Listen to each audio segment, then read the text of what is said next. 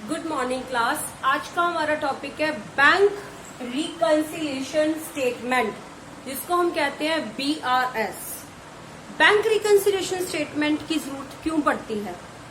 आपको पता है, अभी आपने कैश बुक कर लिया।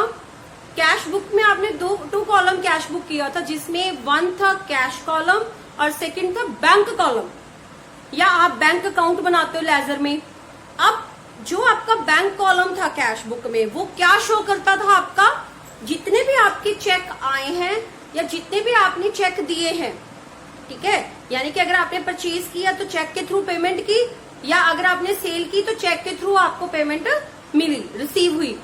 तो वो एंट्री आपने किस में डाली? बैंक कॉलम में, कैश बुक के। अब वो जो आपका बैंक कॉलम है वो बैंक को डिनोट करता है। कैसे करता है डिनोट? क्योंकि आपकी जो भी एंट्रीज हुई है वहां पे, दैट मीन्स वो चेक आपका बैंक में किया तो बैंक वालों ने एंट्री डाली। अब बैंक वाले क्या बनाते हैं? आपको पता होगा, आप अपने पेरेंट्स की देखना, या आपका खुद का अकाउंट है तो बैंक से पासबुक मिलती है। पासबुक में आपके जितने भी आप विड्रॉ करवाते हो या आप डिपॉजिट करवाते हो, उसका रिकॉर्ड होता है। डिपॉजिट करवाया आपने बैंक में या आपने बैंक से विड्रॉ करवाया, सिर्फ उसका रिकॉर्ड होता है पासबुक में। उसमें आपके जितने भी, अगर किस सिस्टम से हुई है, चेक के थ्रू हुई है, जो भी है, वो सारे उसके पार्टिकुलर्स होते हैं, किस डेट को हुई है वो, एंड विड्रॉ वाली अमाउंट कितनी है, डिपॉजिट वाली अमाउंट कितनी है और टोटल कितनी है। तो वो आपको पता चलती रहती है हर मंथ, अगर आपकी ट्रांजेक्शन है, टोटल लास्ट में आपको आता रहता है उसका। अब आपने क्या किया? कैश बुक बनाई, कैश बुक में बैंक का कॉलम बनाया। अब जो बैंक का कॉलम है और जो आपकी बैंक की पासबुक है, दोनों सेम होंगे। दोनों का जो बैलेंस होगा वो सेम होना चाहिए, क्योंकि जो कस्टमर अकाउंट बनाता है उसमें वो बैंक रिलेटेड ट्रांजैक्शंस लेता है सारी। कोई बैंक चार्जेस है, कोई डिसऑनर हो गया, कोई चेक है, कोई चेक रिलेटेड सारी एंट्रीज आती है वहां पे। सिमिलरली बैंक किस में करता है सारी एंट्रीज? पासबुक में। तो बैंक कैश बुक का जो बैंक कॉलम है वो कौन बनाता है? कस्टमर। और जो पासबुक है वो किसके थ्रू होगी? बैंक के थ्रू।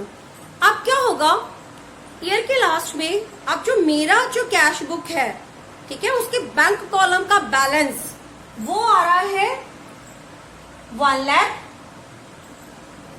और सेम जो पासबुक है मेरी बैंक ने जो इश्यू की है, उसका जो बैलेंस है वो आ रहा है 1,05,000। यानी कि अब दोनों में डिफरेंस है। वैसे डिफरेंस नहीं होगा अगर आप चेक की आइटम आप ले रहे हो, वही चेक जो आपने किसी को दिया है या आपको रिसीव हुआ है, या वही आइटम बैंक ले रहा है, कोई बैंक चार्जेस है वही आप ले रहे हो, वही। प्रॉब्लम क्या है? आपका जो आंसर है वो आपका क्या हुआ? डिफरेंस आ गया 1 लाख और 1,05,000। अब कहाँ पे प्रॉब्लम आई है? प्रॉब्लम आई है कि बैंक में कोई ना कोई एंट्री ऐसी होगी जो आप भूल गए, कोई एंट्री ऐसी होगी बैंक भूल गया, कोई आपने डेबिट क्रेडिट कर दी होगी। अब उस बैलेंस को सही करना है, जो वो डिफरेंस आया है उस डिफरेंस को खत्म करना है, रिकंसाइल करना है। उसके लिए हम बनाते हैं बैंक रिकंसिलिएशन स्टेटमेंट। ठीक है, कैसे? A statement prepared mainly to reconcile the difference between the bank balance shown by cash book, cash book का जो बैंक बैलेंस आपको आया है, एंड बैंक पासबुक, इन दोनों का जो डिफरेंस आया उसको आपने खत्म करना है। तो उसके लिए आप क्या बनाते हो? Bank reconciliation statement. और ये याद रखना कि ये कस्टमर बनाएगा, ये बैंक नहीं बनाएगा। बैंक के पासबुक बनती है, बैंक नहीं बनाएगा, ये कस्टमर करेगा। ठीक है, कस्टमर बनाएगा, पर्टिकुलर डेट को बनेगी, जिसमें मेन आपकी परफॉर्मा में आगे करवाती हूँ आपको। पहले हम मीनिंग कर लें कि बैंक रिकंसिलिएशन स्टेटमेंट होती क्या है, क्यों बनती है, कौन से रीजन है जिसके कारण डिफरेंस आता है और कौन से कॉजेज हैं। ठीक है, ये हम अभी डिस्कस करते हैं, फिर आगे मैं आपको परफॉर्मा करवाती हूँ। तो आपको अभी मीनिंग समझ आ गया ना? क्या रिकंसाइल करना है? जो डिफरेंस आया है बैंक बैलेंस किसका? कैश बुक का एंड पासबुक का, उसको रिकंसाइल करने के लिए हम बनाते हैं बैंक रिकंसिलिएशन स्टेटमेंट, BRS। अब रीजंस कौन कौन से हो सकते हैं?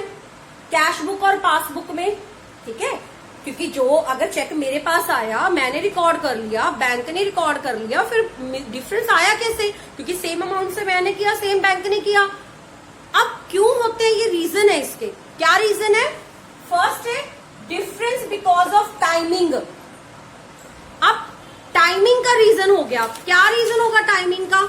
अब मेरे पास तो चेक आया, सपोज करो फर्स्ट को, ठीक है, मैंने उसको एंटर कर लिया फर्स्ट को। अब बैंक के पास वो चेक किसी और डेट को गया, यानी कि जो आपकी डिपॉजिट की डेट है या इश्यू की डेट है, इसमें डिफरेंस आए। जैसे यहाँ पे for example, some transactions are recorded in cash book but not in the passbook on the same date, क्योंकि यहाँ पे क्या लिखा है? Difference because of timing.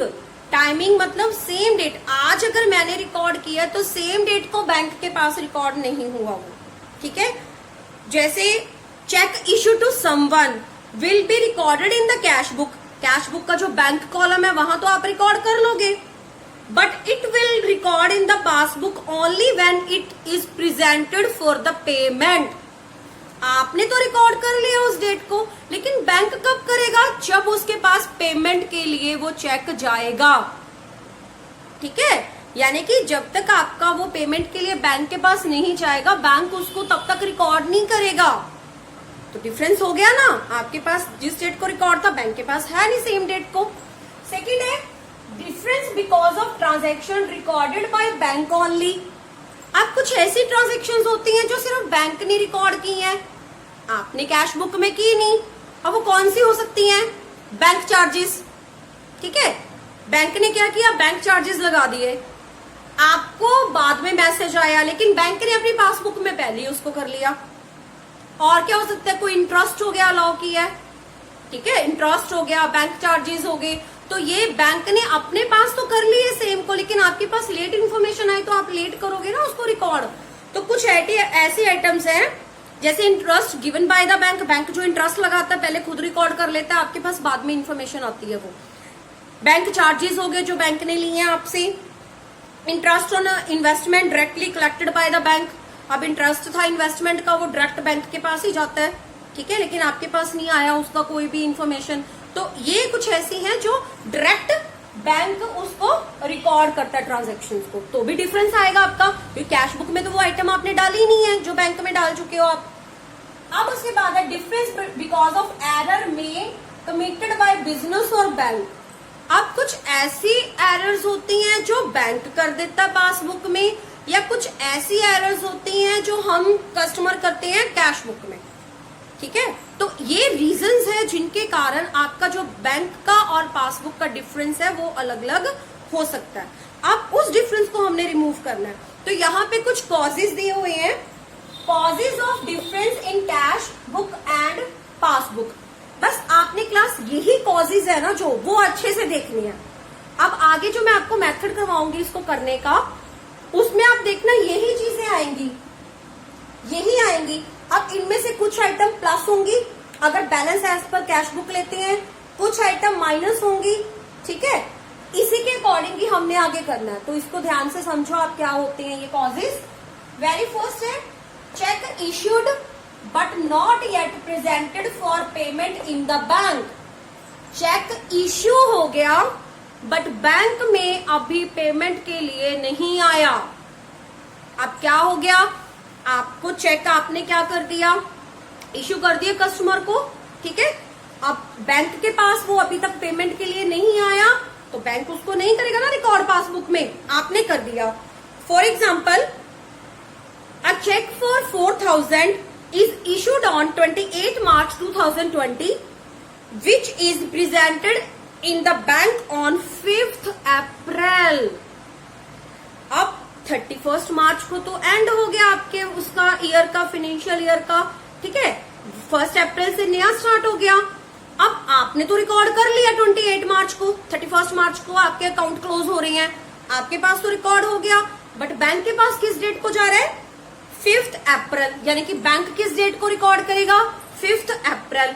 तो अब जो आपकी पासबुक है, बैंक की पासबुक बन रही है, उसमें ये जो 4,000 है वो नहीं है, लेकिन जो आपकी कैश बुक का बैंक कॉलम है उसमें 4000 की एंट्री है, तो आ गया difference.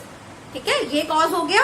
Number 2, cheque paid into bank for collection but not credited by bank.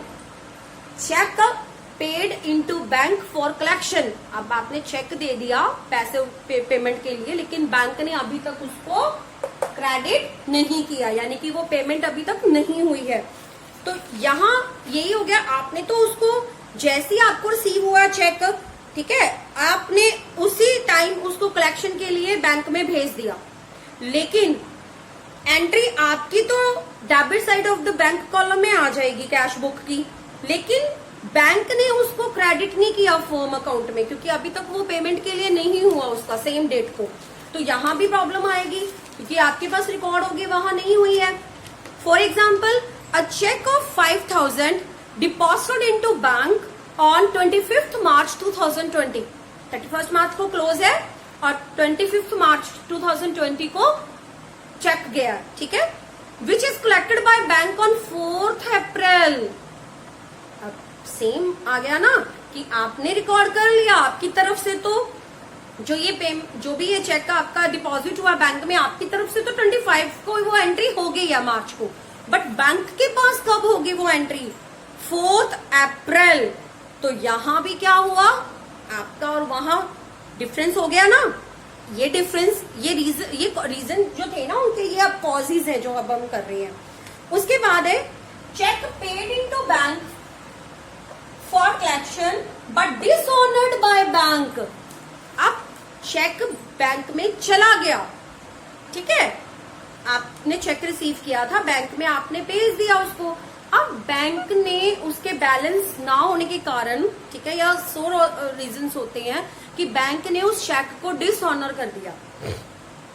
अब वो जो एंट्री डिसऑनर की बैंक ने अपने पास रख ली, आपके पास जब तक इंफॉर्मेशन आई तब तक आपका ईयर एंड हो चुका था। तो ये अब ऐसी एंट्री है जो बैंक ने अपनी पासबुक में रिकॉर्ड कर ली। फर्स्ट 2 तो ऐसी थी जो कैश बुक में हो गई है, लेकिन बैंक में नहीं हुई, पासबुक में। लेकिन ये जो थर्ड एंट्री है वो पासबुक में हो गई है, क्योंकि डिसऑनर हो गया था चेक, लेकिन आपके पास नहीं आई इन्फॉर्मेशन वो, ठीक है, तो उसके कारण आपकी कैश बुक में रह गई है वो एंट्री डिसऑनर की। तो ये आप ये कह सकते हो कि अ bill receivable for 1000 was dishonoured bye the bank 28 मार्च को डिसऑनर हो गया बैंक की तरफ से। Bill is dishonour on 28 March, it means dishonour before the 31 मार्च हुआ ये। तो ये एंट्री आपकी जो कैश बुक है इससे इंक्रीज हो जाएगी, क्योंकि आपने इसको अभी तक माइनस नहीं किया अपनी कैश बुक से। वो चेक आपने इशू वाला जो आपको मिला था, आपने उसकी एंट्री तो डाल ली, लेकिन वो डिसऑनर हो गया, तो आपके पास तो वो बैलेंस अभी है ना, तो आपका जो कैश बुक का बैलेंस है वो इंक्रीज होगा बैंक के बैलेंस से। बैंक ने तो उसको कर दिया डिसऑनर, लेकिन आपके अकाउंट में नहीं होगा, तो आपकी कैश बुक बढ़ी हुई शो होगी, ठीक है। उसके बाद है 4th है interest allowed by bank. Bank ने इंटरेस्ट अलाउ किया है। अब यहां पे आप करोगे जैसे interest charge by the bank on 28 March 2020 but no information received, लेकिन आपको कोई इन्फॉर्मेशन नहीं मिली है। In such a case bank balance is decrease but cash balance is increase, क्योंकि आपने अभी तक जो इंटरेस्ट चार्ज किया आपने उसको नहीं लिया, जो भी इंटरेस्ट अलाउ हुआ था। उसके बाद है सॉरी, ये जो अभी मैंने आपको बताई है वो है interest charge by bank on overdraft. ये वाली बताई है कि बैंक ओवरड्राफ्ट क्या होता है। अगर आपने बैंक में आपके बैलेंस कम है, जैसे 5000 है और आपने बैंक से 20,000 ले लिए, तो वो जो 15,000 है वो आपका ओवरड्राफ्ट है। अब बैंक ने उसके लिए आपका इंटरेस्ट चार्ज कर लिया, आपके इंटरेस्ट काट लिया, तो वो बैंक अपनी तरफ तो डाल देगा एंट्री, लेकिन आपके पास नहीं होगी, ठीक है। जो अभी मैंने समझाया वो था आपका interest charge by bank on overdraft. अब है इंटरेस्ट अलाउड बाय बैंक। अब इंटरेस्ट अलाउ किया है तो interest given by the bank on 29 March 2020 but no information receive, लेकिन आपको कोई भी इन्फॉर्मेशन रिसीव नहीं हुई है, ठीक है। अब यहाँ पे इंटरेस्ट अलाउ मतलब बैंक दे रहा है इंटरेस्ट, इंटरेस्ट चार्ज मतलब बैंक ले रहा है इंटरेस्ट, दोनों में समझो आप। इंटरेस्ट अलाउड बाय बैंक मतलब बैंक ने इंटरेस्ट लिया, जो भी आपने वहां पे वो रखे हुए हैं, मतलब पैसा रखा हुआ है उसके ऊपर इंटरेस्ट, ठीक है, बैंक लेता है रखने का। तो वो जो इंटरेस्ट चार्ज कर रहा है वो बैंक ने चार्ज किया, bank allowed interest allowed bye the bank, मतलब बैंक ने आपको इंटरेस्ट दिया, जो पैसा है उस पे के ऊपर इंटरेस्ट मिला आपको, तो बैंक बैलेंस जो पासबुक है वो तो इंक्रीज हो जाएगी, लेकिन आपकी कैश बुक डिक्रीज होगी, क्योंकि आपने वो जो मिले हैं आपको पैसे वो आपने वहां पे डाले नहीं है बैंक कॉलम में। आपको डेट उन्होंने बताई है कि 29 मार्च को मिली है इन्फॉर्मेशन, बैंक ने की है, आपके पास तो अभी तक इन्फॉर्मेशन ही नहीं आई है, तो आप अपनी कैश बुक में डालोगे नहीं, तो कैश बुक का बैलेंस डिक्रीज हो जाएगा। एंड अगर interest charge by bank on overdraft, इसका मतलब क्या हो गया, जो ओवरड्राफ्ट था उसके ऊपर बैंक ने इंटरेस्ट लिया है, आपकी पासबुक का बैलेंस कम हो गया, लेकिन कैश बुक का जो बैंक कॉलम का बैलेंस है वो कम नहीं होगा। क्यों? क्योंकि 28 मार्च को 2020 को बैंक ने इंटरेस्ट वो ले लिया, चार्ज कर लिया, लेकिन आपके पास इंफॉर्मेशन ही नहीं आई। क्यों नहीं आई? 31 मार्च को आपका क्लोज है। ये आपने याद रखनी है ये चीज कि आपकी जो ईयर एंडिंग है वो 31 मार्च को है, और ये चीजें उसी टाइम पता चलती है कि आपका कैश कॉलम का, कैश बुक का जो बैंक कॉलम है और जो आपका पासबुक है उसमें डिफरेंस आ रहा है। ये हम इसी डेट को देखेंगे, और इस डेट से पहले पहले जो भी ट्रांजेक्शन आपकी कैश बुक में हुई हैं या पासबुक में हुई हैं, हम उनको टैली करेंगे, ठीक है, कि क्या कौन सी ट्रांजेक्शन हुई हैं आपकी या कौन सी रह गई हैं। उसके बाद है bank charges and commission charge by bank. अब बैंक ने बैंक चार्जेस हैं सेम जैसे आपका इंटरेस्ट, यहाँ पे इंटरेस्ट चार्ज किया बैंक ने, तो उसकी इन्फॉर्मेशन आपको नहीं मिलती है अगर 31 मार्च से पहले पहले बैंक कर लेता अपने में, ठीक है, वहां से डिडक्ट कर देगा, लेकिन आपका कैश का जो बैंक का बैलेंस है कैश बुक में वो आपका इंक्रीज होगा, क्योंकि आपने वहां से उसको डिडक्ट नहीं किया अभी तक, ठीक है। उसके बाद है direct deposit by customer into the bank. अब कस्टमर जो आपका है उसने बैंक में डायरेक्ट डिपॉजिट करवा दिए पैसे जाके, आपको कोई इन्फॉर्मेशन नहीं है उसके बारे में, यानी कि बैंक को डायरेक्ट डिपॉजिट हो गया, बट आपको नहीं पता कि आपके कस्टमर ने डायरेक्ट बैंक में डिपॉजिट करवाई है, ठीक है। तो जब आप ये लास्ट में देखोगे पासबुक, तब आपको पता चलेगा कि ये डायरेक्ट डिपॉजिट हुआ है, तो फिर आपका बैलेंस अंडरस्टूड है, आपकी कैश बुक का और बैंक का जो बैलेंस है वो इक्वल नहीं होगा, ठीक है। जैसे for example on 28 March a customer deposited cash into the bank directly ₹5,000 information of which is not received till 31st March। अब हमारे पास कोई इन्फॉर्मेशन नहीं आती है कि उस कस्टमर ने 5,000 डायरेक्ट बैंक में डिपॉजिट करवा दिए। अब जो आपका बैलेंस था वो कैश बुक एंड पासबुक दोनों का 10,000 सेम था, लेकिन ये जो 28 मार्च की एंट्री आई है इससे क्या हुआ, जो आपका पासबुक का बैलेंस है वो तो हो गया 15,000, बट जो आपका कैश बुक का बैलेंस है वो आ गया 10,000, तो 5,000 इंक्रीज हो गया आपके बैंक का जो बैलेंस है, पासबुक का जो बैलेंस है। तो इन्हीं चीजों को कारण आपका जो दोनों है वो मिसमैच होते हैं, डिफरेंस होते हैं। उसके बाद है interest and dividend collected by bank. अब कोई इंटरेस्ट है या डिविडेंड है वो कई बार बैंक कलेक्ट कर लेता है उसको, यानी कि डायरेक्टली बैंक में आ जाते हैं वो पैसे, तो उससे क्या होगा, कस्टमर के अकाउंट को तो वो क्रेडिट कर देता है इमीडिएटली जब भी उसको रिसीट मिलती है, but the customer will make entry in cash book only when he receive intimation from the bank passbook duly completed. उसको तब भी मिलेगी जब बैंक की पासबुक पूरी कंप्लीट हो जाती है, तब उसको ये इन्फॉर्मेशन आती है कि जो इंटरेस्ट और डिविडेंड है वो बैंक ने कलेक्ट कर लिया। तो फिर ये भी वही आ गया कि अगर आपको 31 मार्च से पहले ये इन्फॉर्मेशन नहीं दी है बैंक ने पासबुक कंप्लीट होने के बाद, तो आप अपने पास वो एंट्री डालोगे ही नहीं, बैंक में तो डल गई पासबुक में, लेकिन जो आपकी कैश बुक है उसमें वो एंट्री आएगी नहीं, ठीक है। Direct payment made by bank on behalf of customer.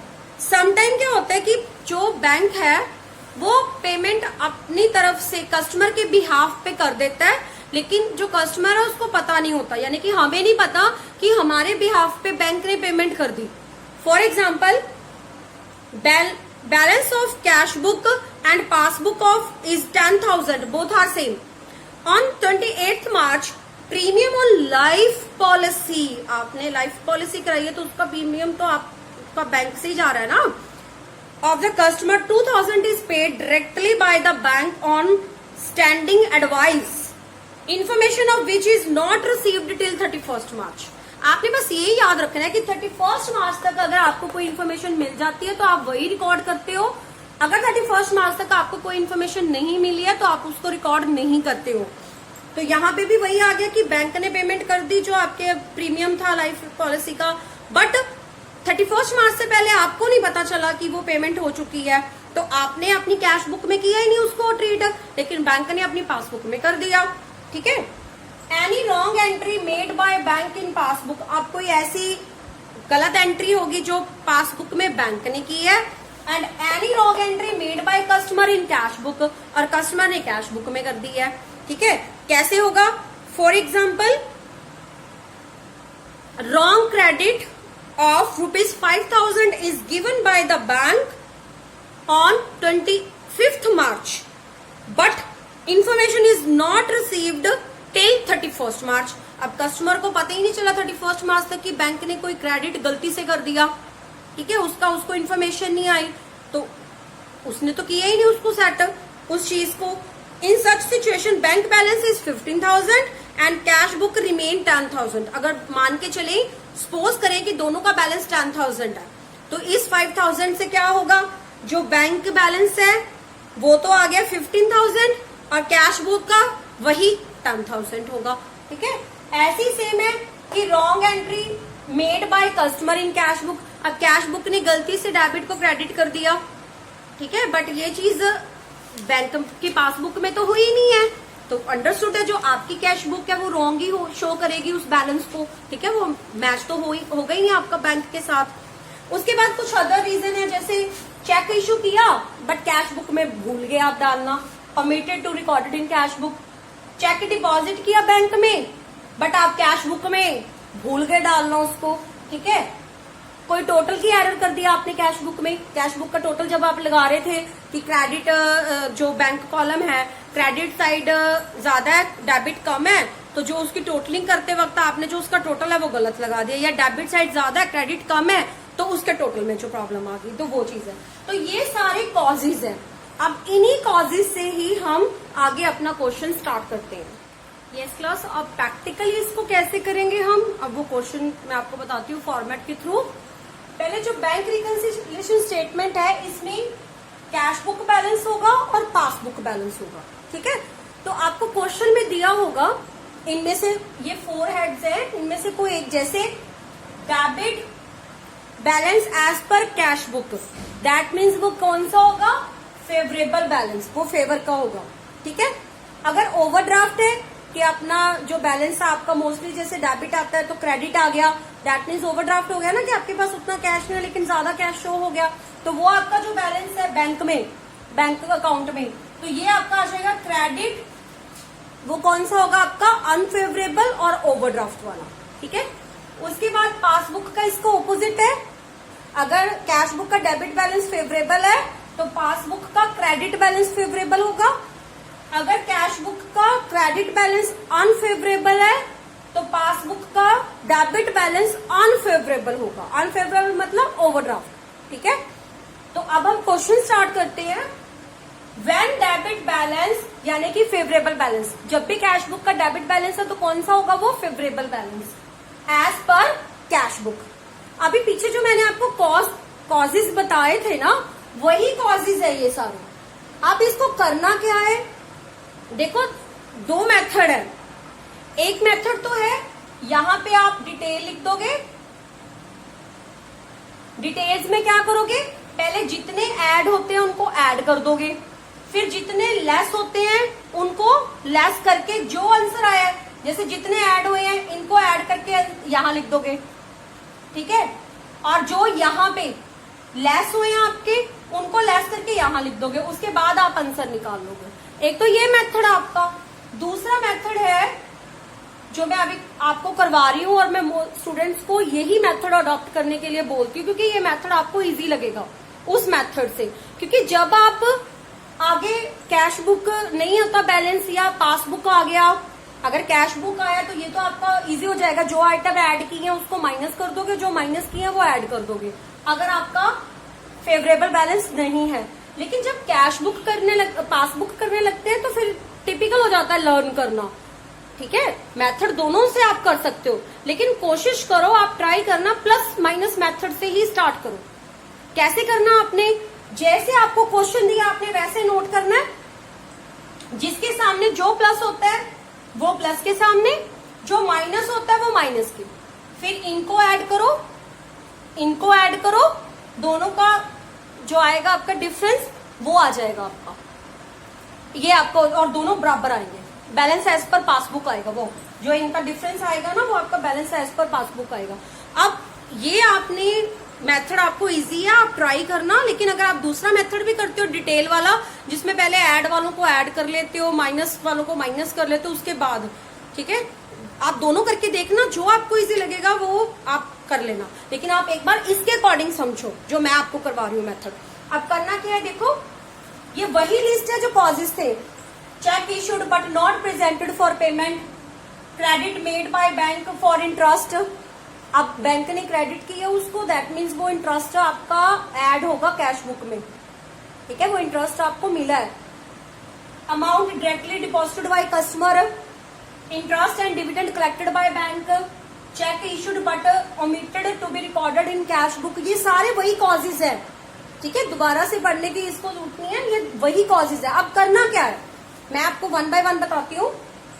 Very first है check issued but not presented for payment, हमने बात की थी ना, चेक इशू तो हो गया और नॉट प्रेजेंटेड फॉर पेमेंट, लेकिन पेमेंट के लिए नहीं गया, तो आप इसको क्या करोगे, अगर आप बैलेंस एज पर क्या ले रहे हो, कैश बुक ले रहे हो, तो आप इसको प्लस करोगे। Credit made bye the bank for interest, bank ने इंटरेस्ट के आपको दे दिया, लेकिन आपने अभी तक उसको ऐड नहीं किया, तो आप यहाँ पे अब इसको ऐड करोगे, ठीक है।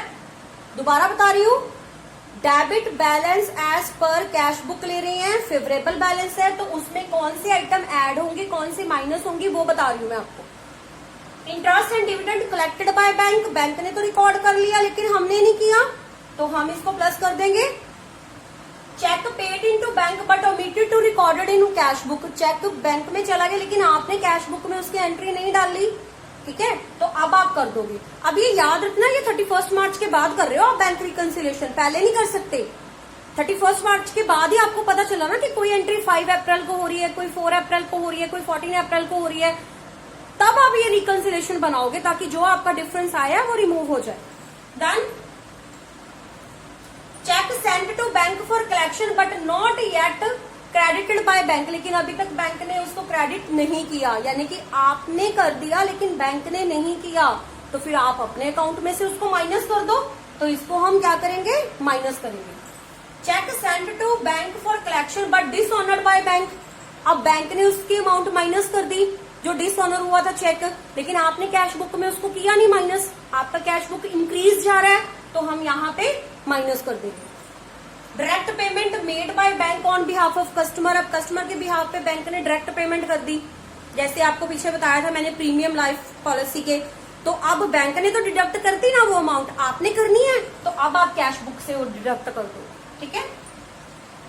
यहाँ पे जो बैलेंस होगा ना आपका, वो आप कैश बुक का ही लोगे यहाँ पे बैलेंस, यानी कि जो कैश बुक का बैलेंस है प्लस वाली साइड लिखोगे, उसमें जो आइटम्स प्लस होती हैं वो प्लस करोगे और जो माइनस होती हैं वो माइनस करोगे, ठीक है। बैंक चार्जेस है, कोई बैंक ने लिए हैं आपसे, चार्ज किए हैं, कोई कमीशन चार्ज किया, बैंक ने तो माइनस कर दिया पासबुक में, लेकिन आपने नहीं किया, आप अब माइनस कर दो। कोई चेक इशू हुआ और कैश बुक में डालना भूल गए आप, बैंक ने उस चीज को कर लिया, आपने नहीं किया, अब आप माइनस कर दो फिर उसको। Any wrong debit given by bank in passbook, कोई गलत डेबिट हुआ बैंक की पासबुक में, ठीक है, गलती से, तो आप भी अपने यहां से उसको माइनस कर लो, तो आपका बैलेंस इक्वल आ जाएगा। और अगर कोई क्रेडिट हुआ है गलत बैंक की पासबुक में, तो आप यहाँ पे क्या कर लो, क्योंकि जो डेबिट है वो विड्रॉ वाली होती है, जो क्रेडिट है वो डिपॉजिट वाली होती है बैंक की पासबुक में। जितना आपने डिपॉजिट करवाया होता है वो क्रेडिट में आता है, और जितना आपका निकलवाया आपने विड्रॉ करवाया वो डेबिट में आएगा। अगर आप पैसे निकालोगे तो वो डेबिट बैलेंस शो करेगा।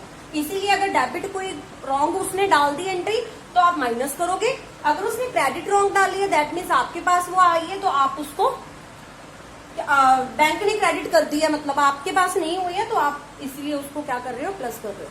तो यहाँ पे जो लास्ट में इसका आएगा आपका, यानी कि जो आपका मेन था यहाँ पे कैश बुक का डेबिट बैलेंस यहाँ लिखोगे आप, उसमें ये प्लस करने के बाद ये जो माइनस करोगे उसके बाद जो आंसर आएगा वो आएगा बैलेंस एज पर पासबुक, और वो फेवरेबल होगा उसका, ठीक है, क्योंकि इसका फेवरेबल बैलेंस है तो उसका भी फेवरेबल बैलेंस होगा।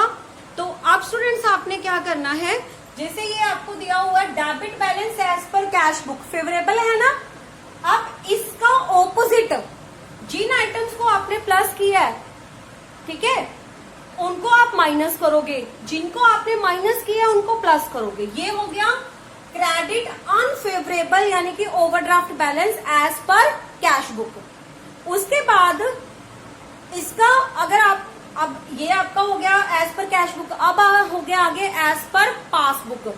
तो आप लोगों ने अभी पासबुक नहीं करना है, आपने only debit favourable balance as per cash book और credit unfavourable balance as per cash book उसके परफॉर्मा, इसके कॉजेज करना अच्छे से, क्योंकि जब तक आपको कॉजेज नहीं आएंगे आप आगे कर नहीं सकोगे।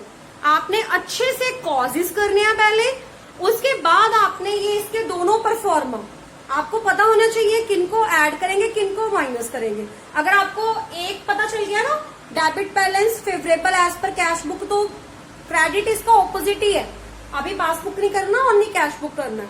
अगर आप कर सकते हो एग्जाम्पल ट्राई, तो ओनली एग्जाम्पल्स जो सिंपल हैं, ओनली एक एक एग्जाम्पल आप debit balance as per cash book और credit balance as per cash book दोनों की आप वन एग्जाम्पल, लेकिन आपको ये परफॉर्मा अच्छे से आना चाहिए। नेक्स्ट हमारा जो लेक्चर होगा वो पासबुक पे होगा। ओके, होप आपको आज का लेक्चर समझ आया होगा क्लास। Thank you.